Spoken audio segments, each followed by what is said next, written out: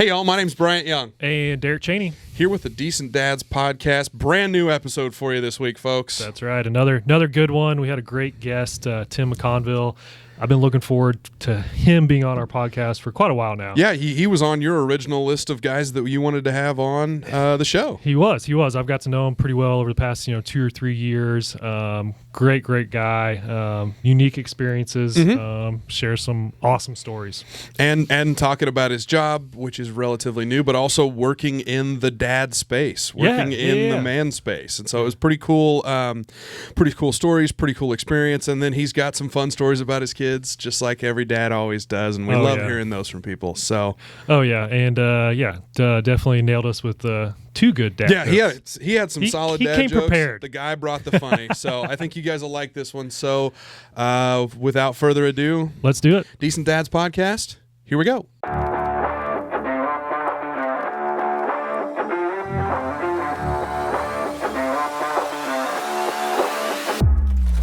Good evening, folks, and welcome back to the Decent Dads podcast. We're here to tell dad jokes, drink coffee, and build a community of dads navigating fatherhood together. I'm Bryant Young, fearless leader, co-host, girl dad, and your friendly local insurance agent based out of Springfield, Missouri.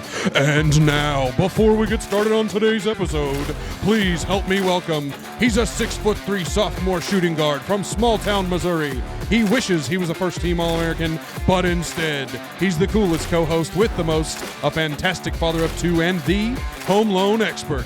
Folks, put your hands together and welcome the incomparable Mr. Derek Chaney. How are you, Derek? Nice. Doing good. You forgot to mention only one good leg now on there. Yeah, you got one good leg. You need to update that. But no, other than that, it's a good day for a good day. It's a good day.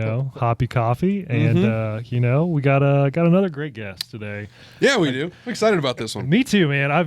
He was one of the guys that was on my original list that I really wanted on the show because I've got to know him pretty well. I feel like over the past 3 years? I think it's been 3 years. That's awesome. Well, it started out. We spent 1.5 years on your second house. Yeah. I mean, it took forever to get that done. But yeah, well, initially we met, I guess you were a client of mine. Yeah, and then, it started out getting a home loan from you. Yeah. Recommended by Peter Ostapko. That's right. Nice. What a name. Right. And then at our old house, we had a bathroom remodel that we wanted to do, and so I called up Tim, and I was like, Tim, I know this is what you do. Can you help us out?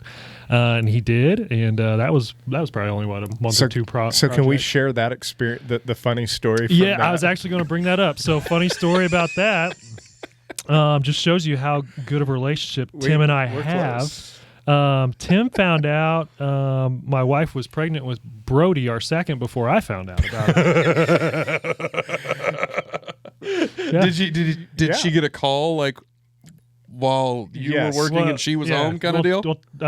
Tim was there, so I'll let Tim share that story. Yeah.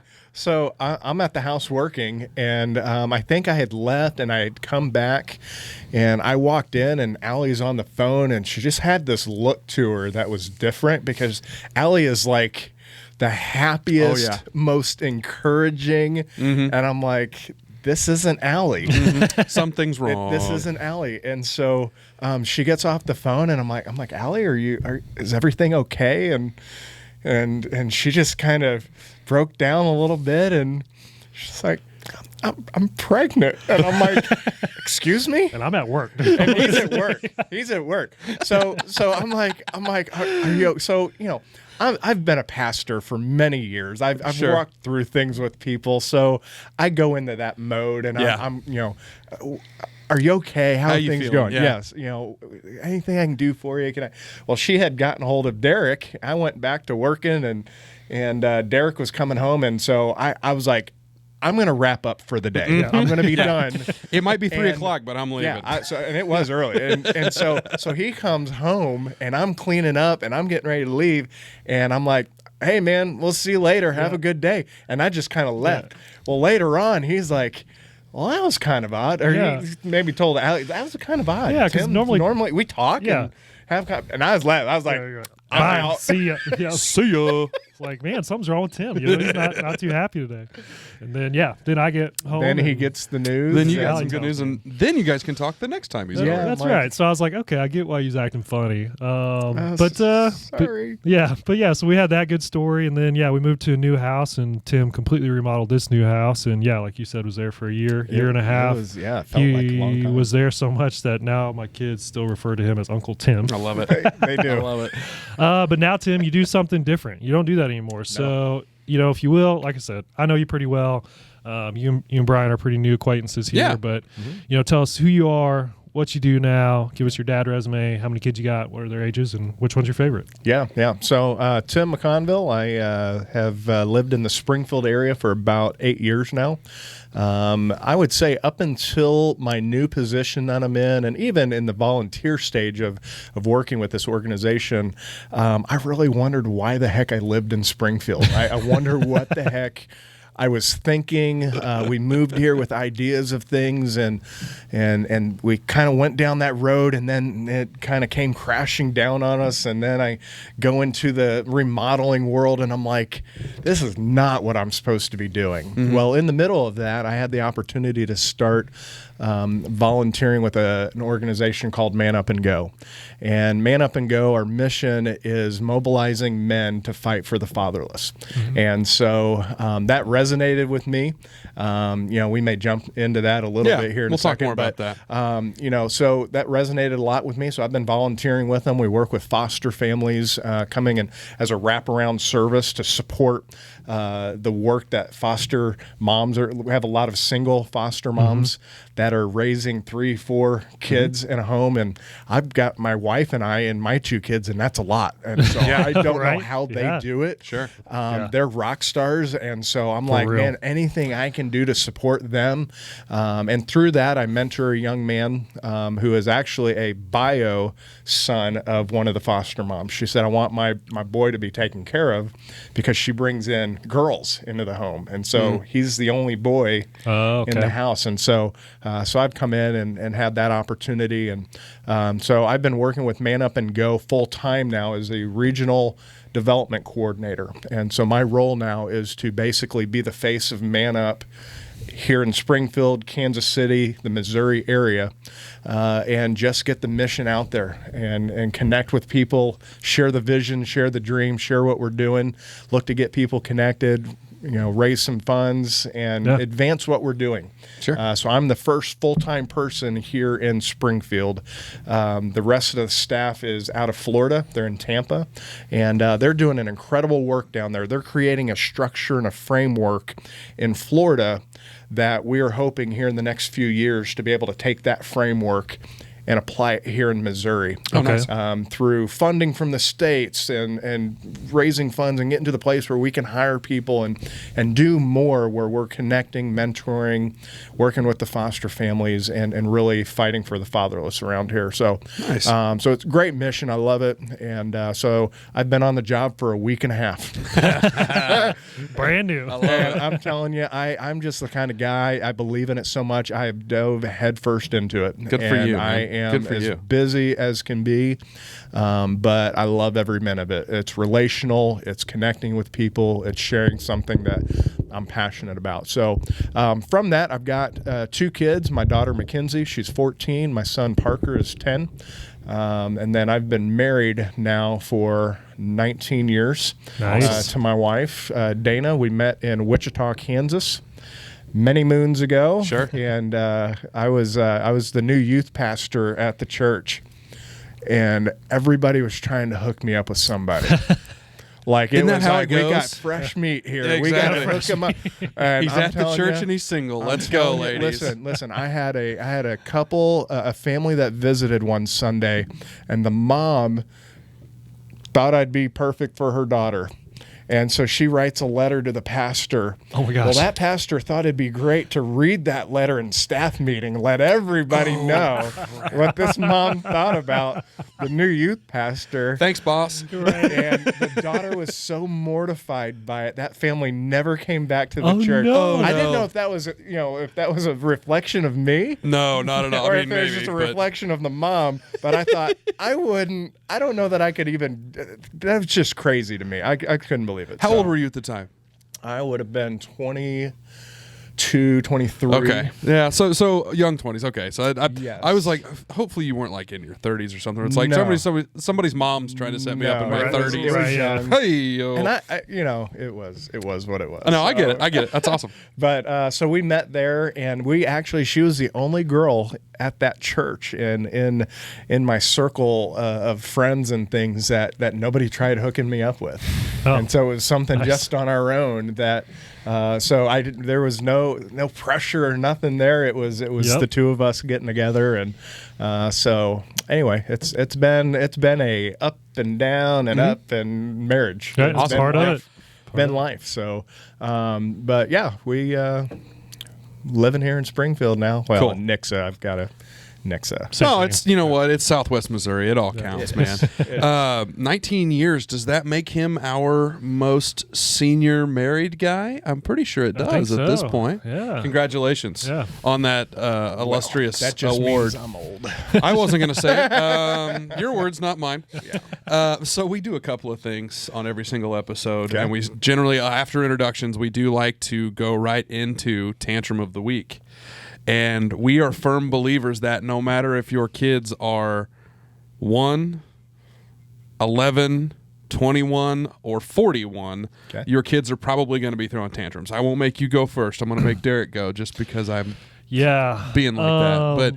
But I just want to tee up for that, Okay. just so you know. Okay, Yeah, give I'll you be some ready. time to think about that, Tim. But yeah, Tim, you probably remember when you were at my house.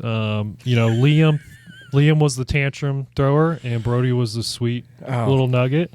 Well, they have flipped. Oh, how the turntables Yeah, have turned. Yeah, Liam's our sweet one now. Like What he'll just has come happened? up, hug, give you kisses, and they're always really juicy kisses. And he goes, thank you. and he goes, "I'm juicy." He does it so. Oh, boy. Yeah, so it's Oh, boy. But Brody, man, Crackers on this side of the This face. dude, again, I mentioned it before. Yeah, whenever he started walking, he just a switch flipped, and he's been wild. So he's got attitude now that he can get up man. and around. Oh, and do yeah. his It's all thing. cocky. I can walk now. Yeah, so just like the other day, I don't even know if this is a tantrum or just shows how wild he is. So this all happened like in a 30-minute period.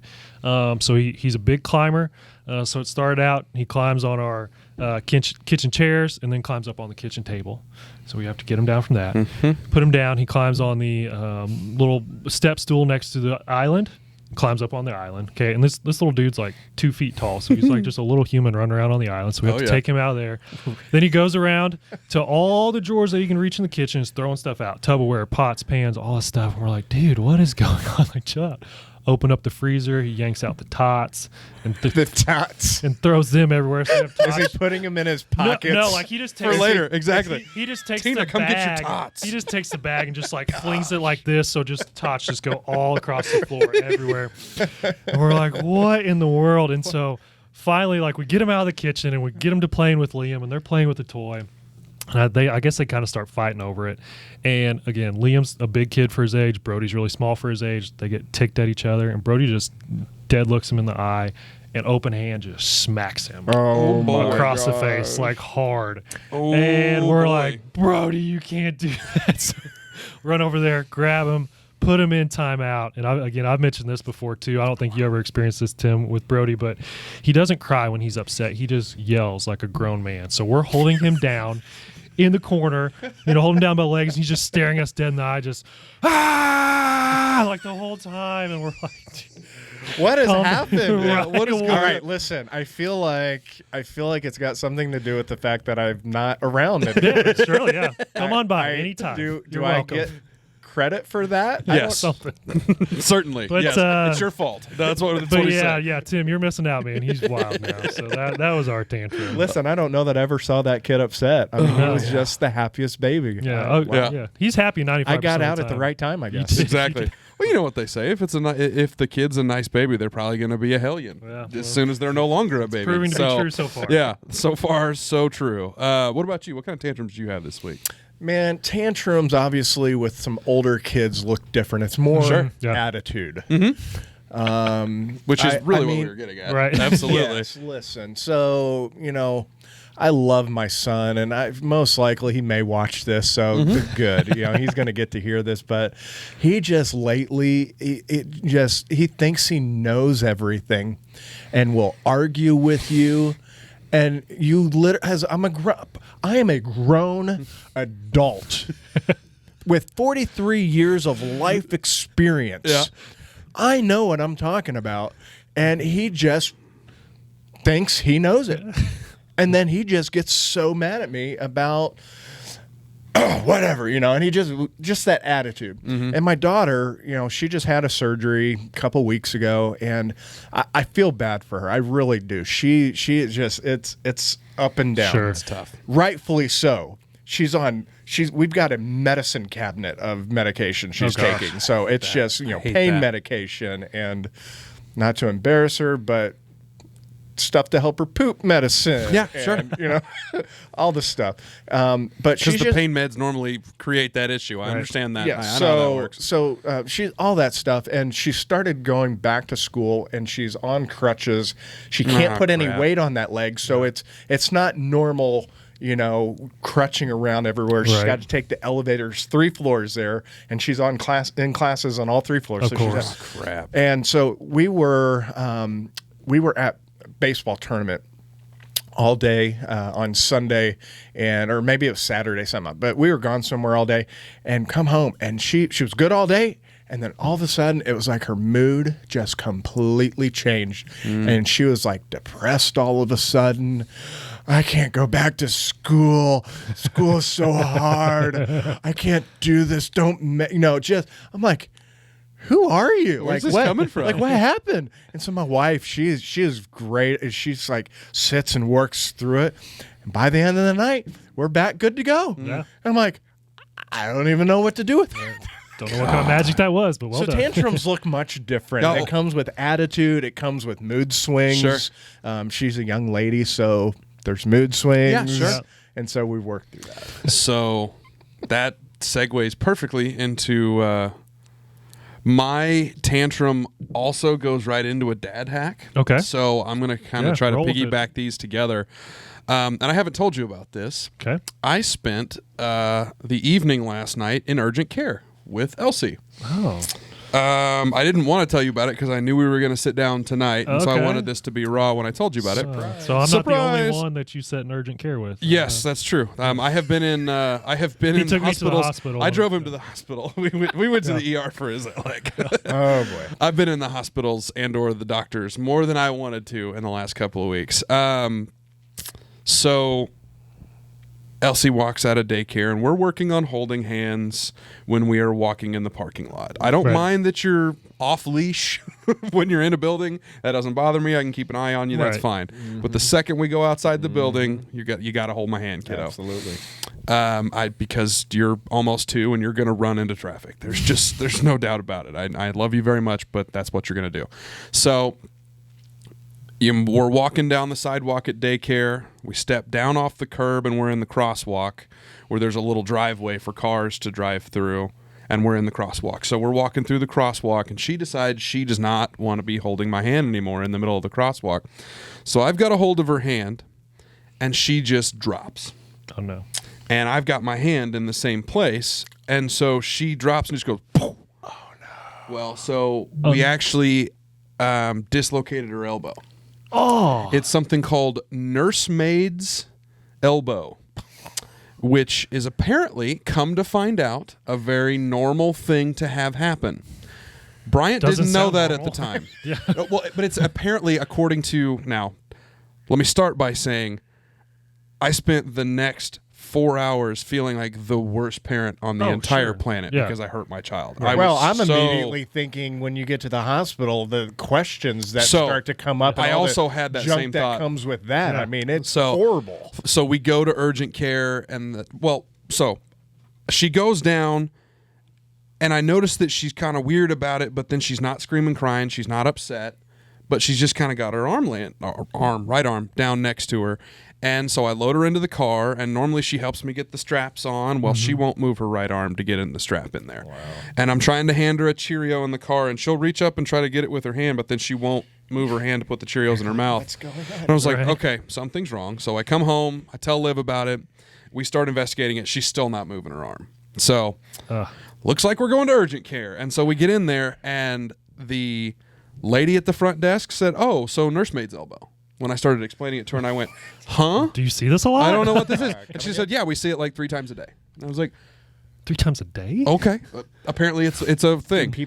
Kids all just drop while they're holding their parents' hands. It's that, or it's like kids playing Ring Around the Rosie with each other, and their arms are out and Makes they're sense. yanking them. Okay. And so the doc comes in, or the medical professional comes in, and he's feeling around on her arm, and he goes, okay, we're just going to manipulate here a little bit. And we're going to go, oh, yep, there it went. Okay, yeah, I felt it go. Yeah, so put it back. So there's a little tendon that just has to go back over a part of the elbow, and it popped it right back in. And is she screaming while this is going on? As soon as he did it, she started yelling. But then within the next 2 minutes, she was back, moving her fingers, playing with the sticker on her shirt, and was fine. Wow. Like it never even happened. And I was asking, like, okay, what is this, like permanent damage kind of thing? Have I messed her up? And he goes, no, I'm telling you right now, yes, this could now happen again, because once that happens, sometimes it's going to happen more often.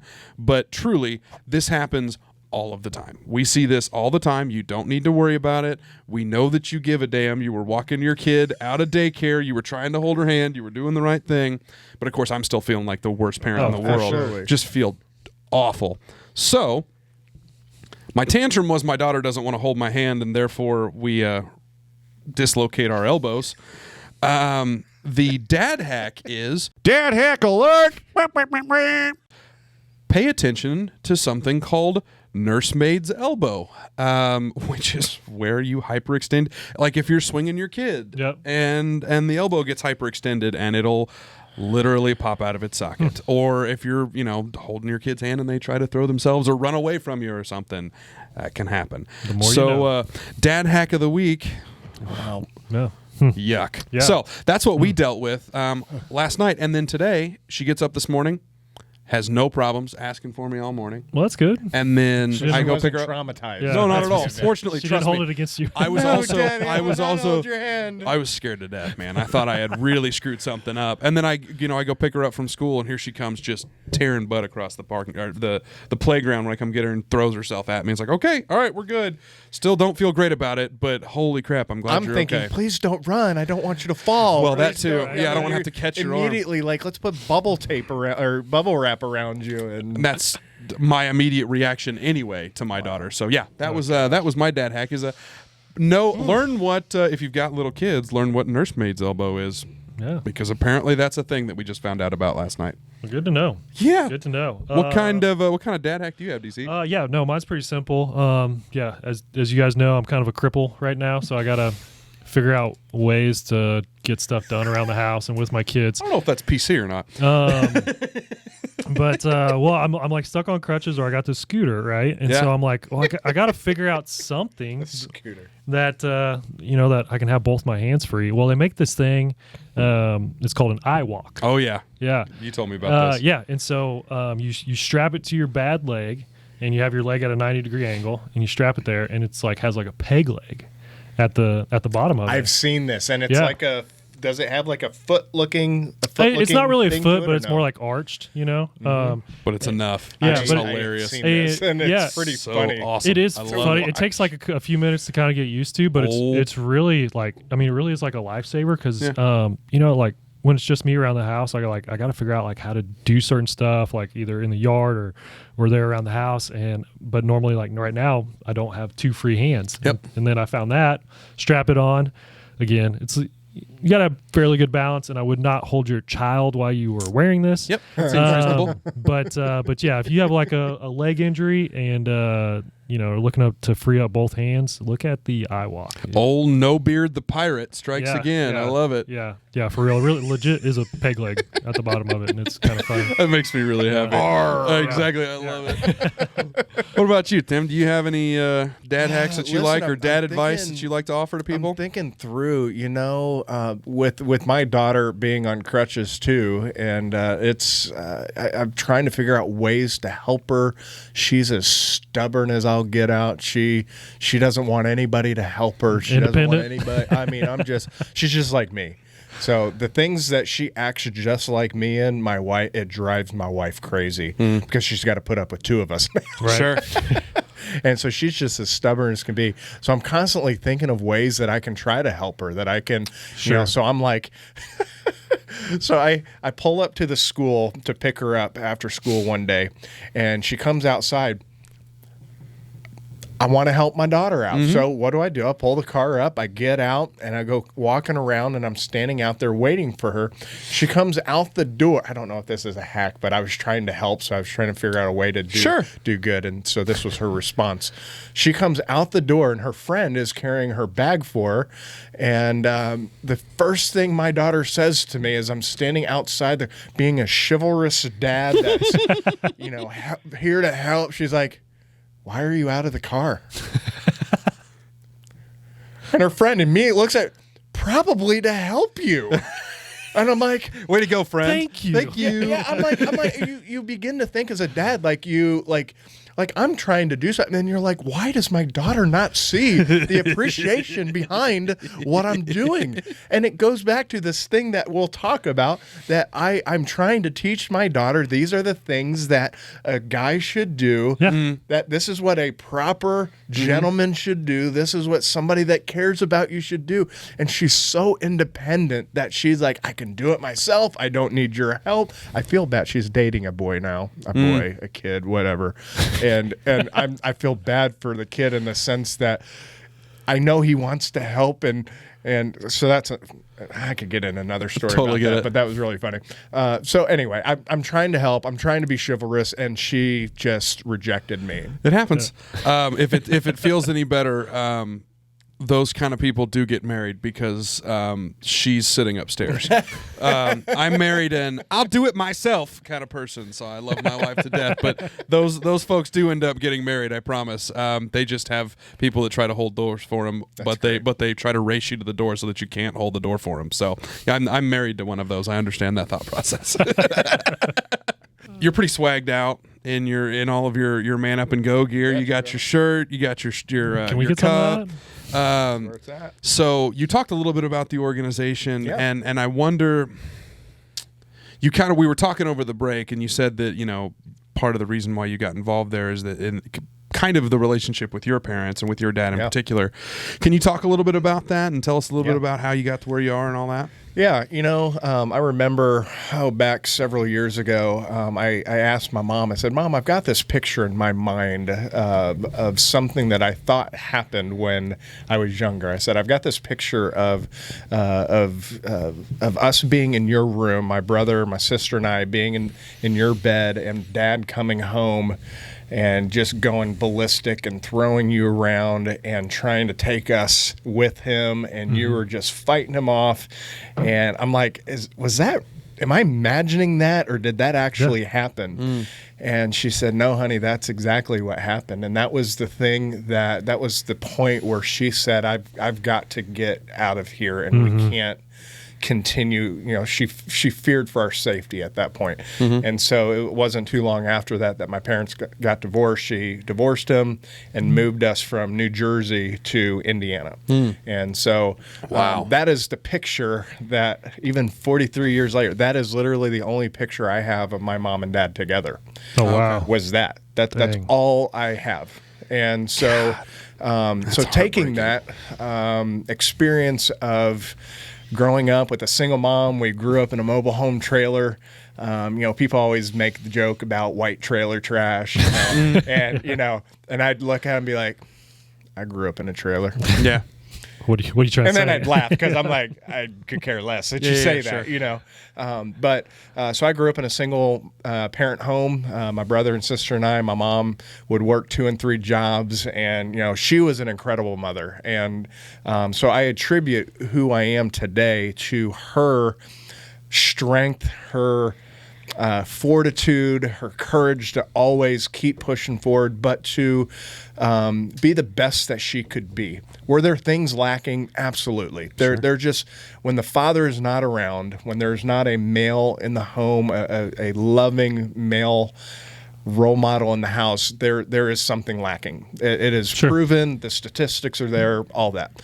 And so the void that's there will never be completely filled, but there were, and I did this last week actually, I sat down and I began to write down the names of guys that had been in my life as mentors, as people that I was able to look to. They were friends' dads, guys that I grew up with from kindergarten through graduation, that those dads were just as like we were family. And so there was those relationships, coaches that I had, youth pastor, kids pastors, guys that were just guys in the church that we grew up in. I remember one guy, and he's actually passed away not too long ago, but John, I remember taking me out. It was the first time I'd ever gone. We went deer scouting. So I've never actually been hunting before. Just scouting. I've been deer scouting.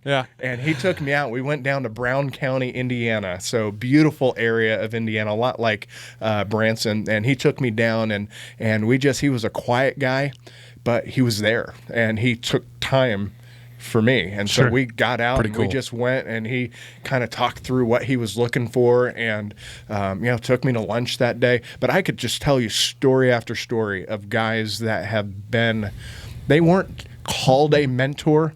They were guys that were there that just by who they were being were mentoring me without a title. You know what I'm saying? And so through that, I get into adulthood and I go through life. I'm married. I've got kids. And then I get to this place where, I've been a pastor. So I was a youth pastor. So I take all these experiences and I'm pouring into these kids, and I love it. I love that connection. I knew God was going to use me in that. And then I get this opportunity when I'm out of ministry. I'm doing remodeling. That's my business. I'm doing well at it, creating great relationships with clients, but there was something missing because I wasn't doing pastoral ministry. I wasn't doing that as a full-time thing anymore. And so this organization came along, Man Up and Go. I remember going, one of the guys, Jim Barber, who was that for me, his boys were in my youth group in Wichita 20 years ago. Wow. Well, now he lives here in Springfield and has since I moved here, and his youngest son lives here with his now wife. And so I still am connected with them today. Oh, that's cool. He calls me and says, hey, I'd love to invite you and Dana to a fundraising dinner for this organization, Man Up and Go, that he was on the board for. And at the time, it was just an international ministry. It was just over in Africa, Dominican Republic. They're doing stuff in villages, working with kids. But at that dinner, they said, hey, we are looking to start some local groups and start working locally in Springfield and Tampa. That's where we're going to start it. And so not too long after that, they began doing that. And so I've been a part of Man Up Springfield since it started 4 years ago. And so I've just plugged in. I've been the chair for it for the last 2 years. I just have had the opportunity to love families, to love kids that don't have dads. Because of my experience of not having a dad, it has inspired me to step up. And I've got my own kids. I've got my own family. But listen, everybody's got the capacity to do more. Everybody does. And it's a matter of what you decide to do more with.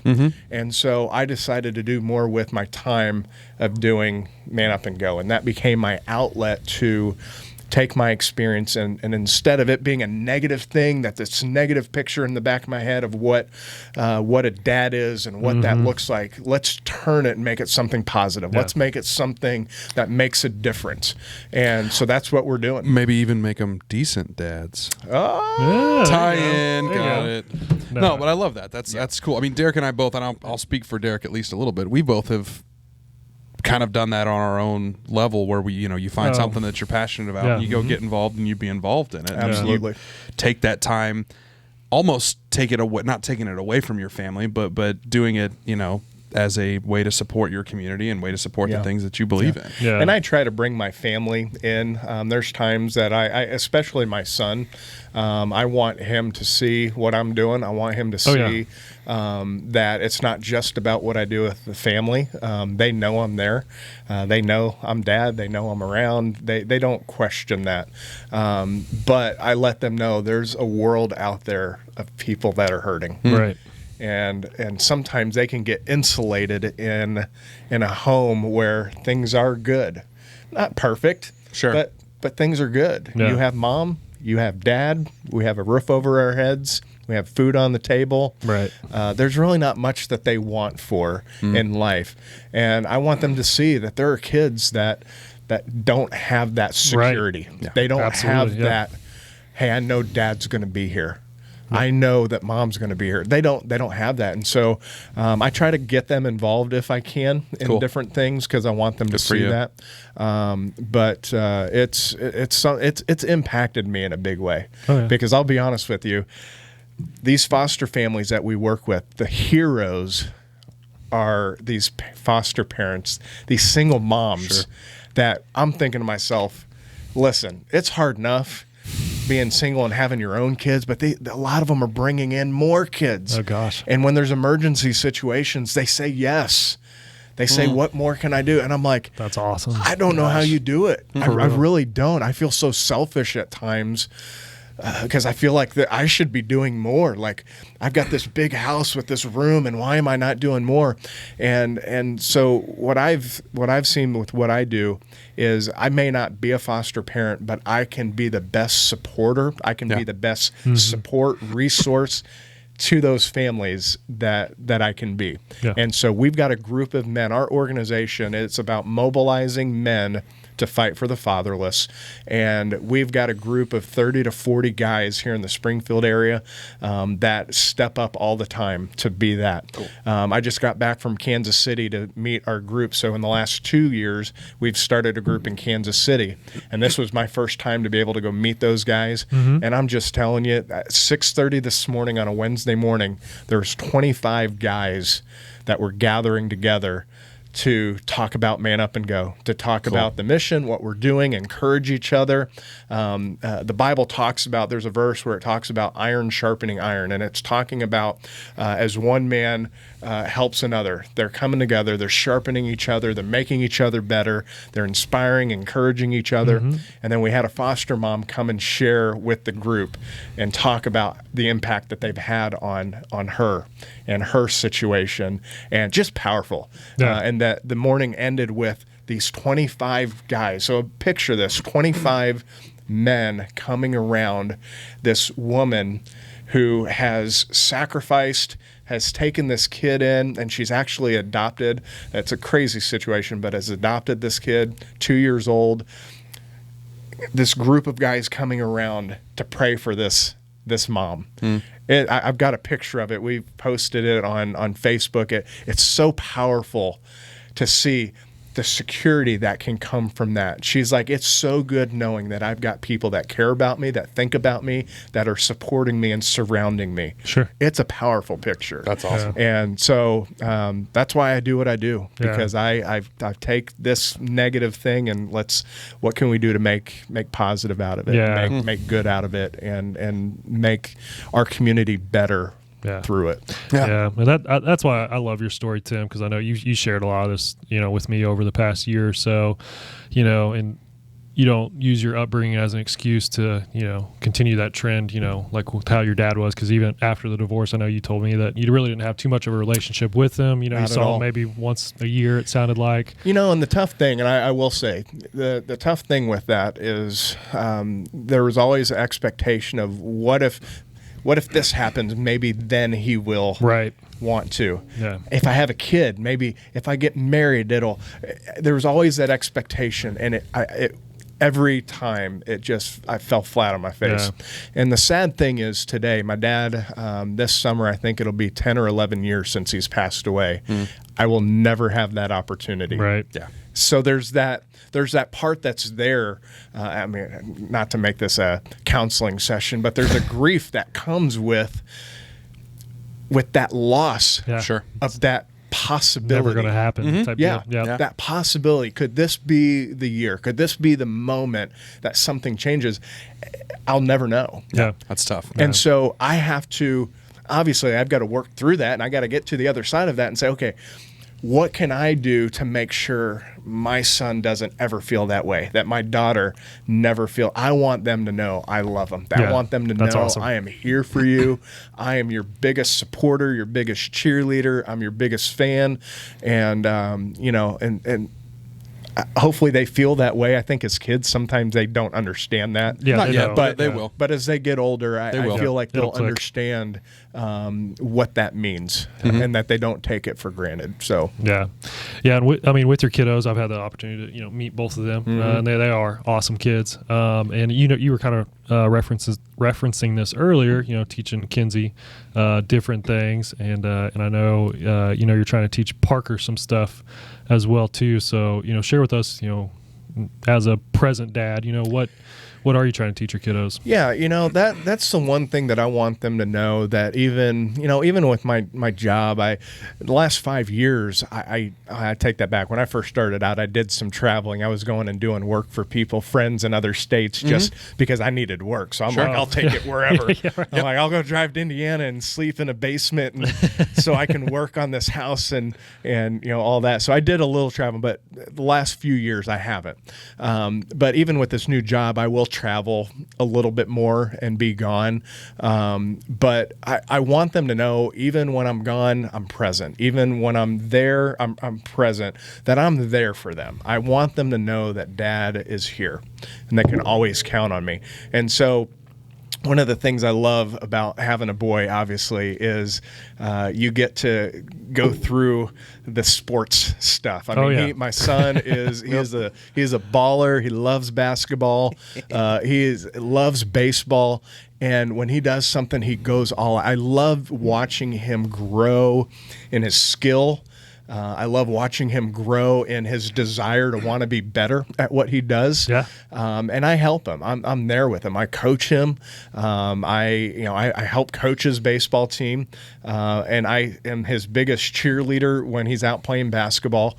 I never forget, a couple weeks ago, it's been about a month ago or so now, he finally hit his game-winning three-pointer. Nice. I yelled. I jumped louder than anybody in that gym, and just absolutely loved it.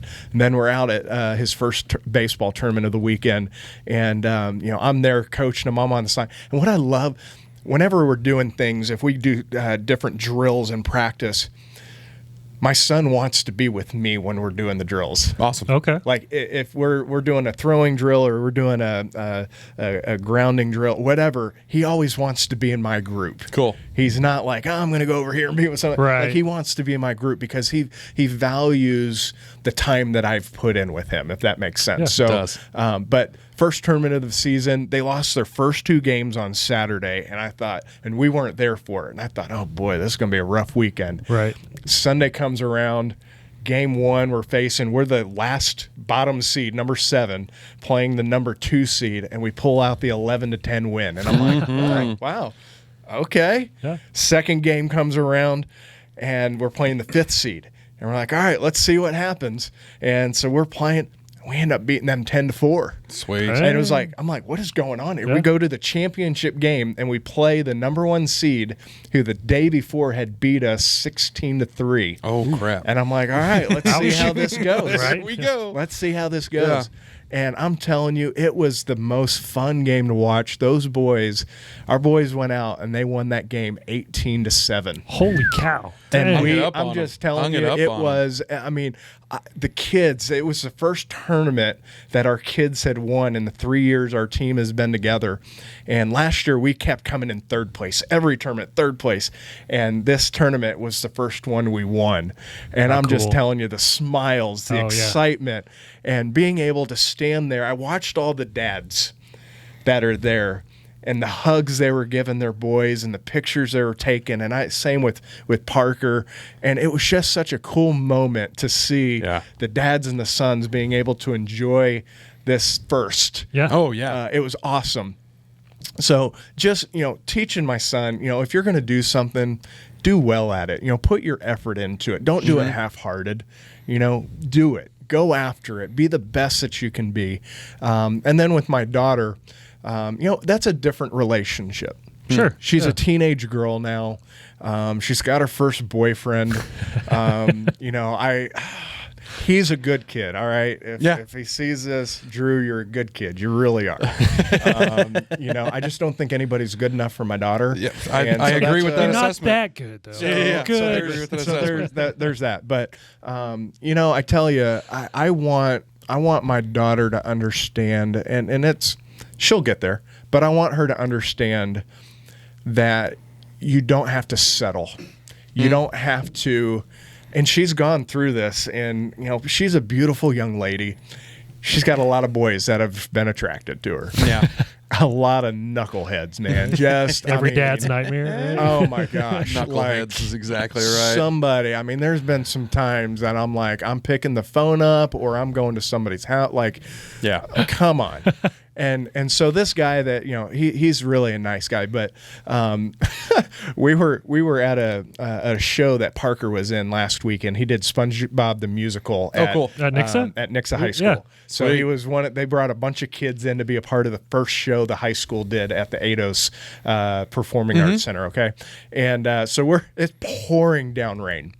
And my daughter's on crutches, so it's just rough. Yeah, well, she was going to go with... No, it's not. She was going to go with Drew to Brahms afterwards. We were all going to meet at Brahms and have ice cream. Grandma and Grandpa are in town to watch the show, and so we were all going to go.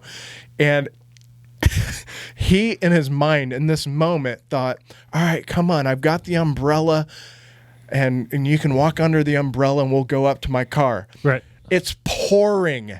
There is like creeks of water, rivers of water coming down the parking lot. And I looked at him and I said, how about you go get the car and pull it up right over here and she can come out there. Oh, yeah. That's a way better idea. Good idea, Tim. Yeah. Nice idea, Tim. Yes, Good sir. call. Yes, Good sir. call, boss. Thank you, sir. Yeah, that's a good idea. So he's like, all right. And he goes out and I'm walking out. So Parker and I walk out and I'm like, there's no way in the world she would have been walking Crutching all the way out there. Sure. It was like a lake out there. But it sounds like at least his heart was in the right place. He just didn't think it through. It was. But listen, my role in this whole process is going to be, I want to make sure that any guy that thinks they're going to be with my daughter understands, first of all, they need to be able to have a conversation with me. Yep. Listen, there's been some knuckleheads that don't even know how to talk. And I'm like, this ain't going to work. Yeah. It ain't going to work. I get So it. have a conversation with me, but understand that, one, I want them to love Jesus. That's an important thing for me. Two, I want them to understand how to treat my daughter. Yeah. And I want my daughter to understand what that should look like. And so that's where the butting of heads sometimes comes because I want to be that for her. Yep. And she's so independent that she fights it. And I want to say, listen, sweetie, this is the role. This is the way it's designed, is that the guy, the male, is to be a protector, is supposed to be somebody that takes care of his family, that wraps his arms around them, takes care of them, leads them, not in a domineering way. This isn't but it's a protector that's there for them. And I want her to understand that. Yeah. Good. Well, I was hearing you talk about your son choosing to want to run drills with you. Runs me back to the conversation we had with Jimmy about how we had a guy on who was a college athlete, football player, track guy, and his son has mentioned that he wants to get into track. But I Jimmy, think I remember watching. Yeah, this Jimmy. one. So Jimmy said, I'm not going to coach my son until he wants me to. Absolutely. I'm not going to force it because I want him. I don't want to be the dad that beats him around the head and neck with sports. You got to do this sport, so that then makes him fall out of love with the sport, and it scares him away from being involved. So it's cool that you're getting to see that side of it. I have enough awareness to say if I see that my son is not growing and not benefiting from what I'm doing, I will step away. Sure. Yeah. Because I want it to be because he loves what he's doing, not because of anything that so I've never forced him into anything. Sure. I give him the choice. Hey, buddy, or you want to play baseball? Cool. You still want to play basketball? Yeah. Right. Is there something else you want to do? And I give him that choice. I Good agree for you. with that 100%. Well, I just love that you're living the dream there. That he wants to wants to be coached by you. What a cool experience that has got to be. Well, not only is Parker good at basketball and baseball, but he's also a commercial and radio star. Oh yeah. Yeah. Yes. Yeah. Is it voice for radio, huh? You know, listen, he just for whatever reason, listen, our family is actually through some weird connection. Our family has actually done some commercials and I've never seen them because they were for companies that were doing products in Spain. There was one in Germany. So interesting stuff. But Parker, he's a Springfield. Yeah, like OTC commercials. Oh, that's awesome. OTC, Cool. Bag Lady Boutique. Yeah. Who else? There was another eye doctor he did one for where he was hitting a baseball and he actually hit the baseball into the camera. Yeah. So That's so good. And there's times my daughter gets she's like, why does he get to do everything? All right, so we're getting towards the end, but I know that you've got some funny stories about the kids. Is there any one story that you want to tell that you think is pretty fun or funny that we should put out there? I was traumatized when my son... That's a great way to start a funny story. I was traumatized when... I was traumatized when my son was... I don't even know that he was a year old. And we, as a family, thought we'd go out to Orange Leaf Nice. and have some froyo and good stuff, that was back in the day when you'd pile a bunch of stuff on it. Oh, yeah. The And they'd gummy weigh bears it, and you'd all this look at stuff, some people and they were piling it, and it was like a $15 because they crap. had so much stuff on it. They've changed that now. So we're sitting there and they've got these orange leather couches. Oh, yeah. So Yeah. I've got the little guy, and I think he had just eaten, drank his bottle or whatever. And so my daughter's there. She's probably 4 or 5 at the time. And my wife goes to the bathroom. Well, just as she goes into the bathroom, never in my life have I seen projectile vomiting happen the way it happened. I mean, In public. It just was all over the front of me. Now, thankfully, it was these leather couches. Right. Oh, gosh. But let's just say there was probably some down in the cushion, the creases, yeah. I did not get cleaned up. I tried to clean it up, folks. But okay, so I tried. I'm sitting here holding my son, and he is just, lost it all over me. And I'm looking at him, go get your mother. Go get your mother now. And she's walking over, a little 4-year-old, 5-year-old She doesn't Mackenzie. know, yeah. Mommy! Knocking on the bathroom because, dads, we can't function in this. This is not a functioning experience. Our brain just shuts off. Yeah, I cannot do It's anything. on me. It's on me. It's on me. Get your It's on me. mother. And so she's comes out of the bathroom. She's like, oh my. She's just like, oh boy, I might get this, clean me up. So she's getting paper towels. We're cleaning up. It smelled awful. It was the worst smell. So it is all over me. It is literally, I am soaked in vomit. Head to And toe. so we've got to get in the car and go home. And You're I'm riding in And the you smell trunk. terrible. I'm wet. So I'm driving. You remember Ace Ventura? Oh, sure. I was pulling because I couldn't stand the smell of me. I couldn't handle smelling myself. So I'm driving window down. I've got my head out the window trying to breathe fresh air. And it's just, the smell is just awful. And I'm telling you, it was, I get home and I'm in the garage stripping down and just showered. It's the worst. Burning the clothes. Worst experience. It's kind of like that one story. Yeah, we're done. We're done here. Just starting over, stripping them all off. These go in Don't the even fire care pit. if the neighbors see me in my underwear right now. The clothes are coming off. I don't care what you do with the clothes. Yeah, And burn it with fire. So man, I have every time I go into an orange leaf, I still the memory Reminisce. is there's. It's almost like the smell can still come back. Still lingers. It's that horror flashback. So good times. God, I love it. Man. Well, that was good. Okay, so I'm glad we went there because we always got to end the episode with a dad joke, and I wanted to get the funny story out of it too. So I think it's time for What time? Dad joke of the week. That's right. That's right. And I'm going to go first. And Please. Ooh. this one I'm really excited about because it's dangerously close to an uncle joke, Oh. which is what we have affectionately named dad jokes that you probably wouldn't actually tell your kids, but your uncle might actually tell your kids. The creepy uncle? Yeah, exactly. So this is an uncle joke. Creepy Uncle Bryant. You guys hear about the guy who dipped his balls in glitter? I don't even know what to say to that. Yeah, pretty nuts, right? You didn't even need to finish No, the we're losing it before you even told the punchline. We're like, wait, what? He had pretty nuts, right? I mean, pretty nuts, Where right? are we going with this? Gosh. I like that one a lot. Oh man. Well, yeah, I think Tim has a pretty good What do one. you got, 'cause Tim? He, I mean, I hear you've been working on. Yeah, he texted me that getting your night. I kids. don't. Why did you have to start with that? You're killing me here. Like that, I'm not even funny anymore. You know, I don't even know where to go with it then. So, well, I tell you what, I've been struggling lately to get my wife's attention. Oh. So I sat down and I got comfortable, and that did the trick.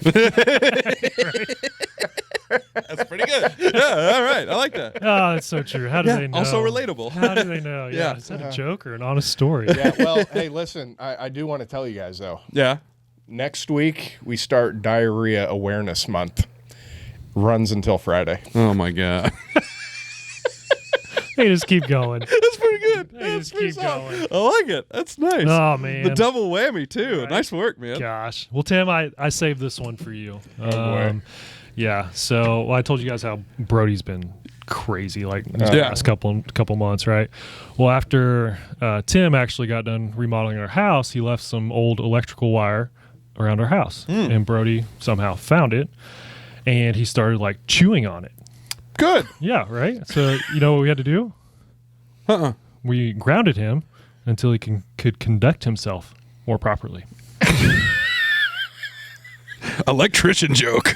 Yes. I'm like, That's pretty good. where are we going with this? Yeah, that's pretty solid. That was amazing. How long did you work on that? About 2 minutes. Yeah. We found it. Yeah. We've got to the point now, I got to tell you, most of these are internet jokes. We're not writing any of these. Oh, yeah. I didn't come up with any of this. I was Are gonna you say, kidding literally, me? I found that one on the way over here, and I was like, oh, yeah, that's definitely That's relatable to Tim. the winner. Yeah. Oh, man. That's Well, good.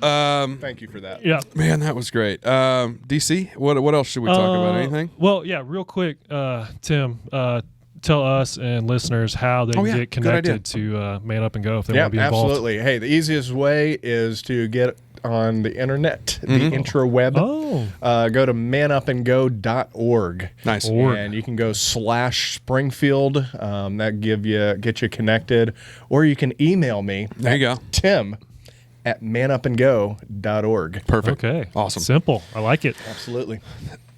I am particularly excited about this one thing on my phone here because yeah. Tim will be our Yes. 900th subscriber. Yeah. He doesn't know it yet, but in the contract he definitely signed, it says that he will be a I subscriber. thought I already did. Shh, don't give away the illusion. I did. I Dang don't it. think I did, though. Okay, perfect. So you'll be number 900. There you go.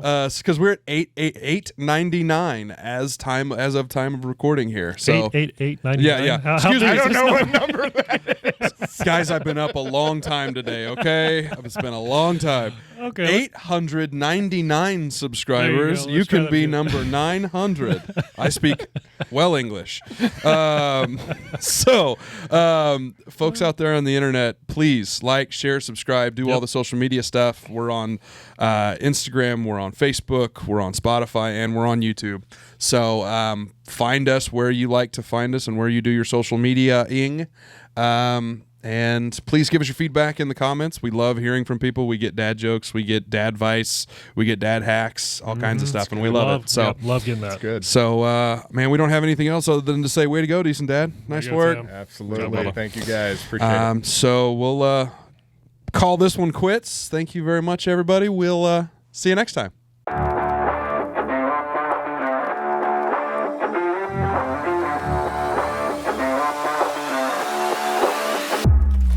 I was wondering if you're coming home. Nope, not coming home. Okay. Nope, staying out, buddy. No, we are going to be wrapping up this here before too long. I got to share some dad jokes, and then we're going to wrap it up. Does that sound good? Yeah. Yeah? Can you say hi to the guys? Hi. What's up, Parker? We've been talking about you tonight. All good stuff. Hey, I love you, buddy. I will see you. I'll come in and say goodnight to you when I get home. All right, buddy? All right. All right, bye. I don't like reading. Mostly because I'm not good at it.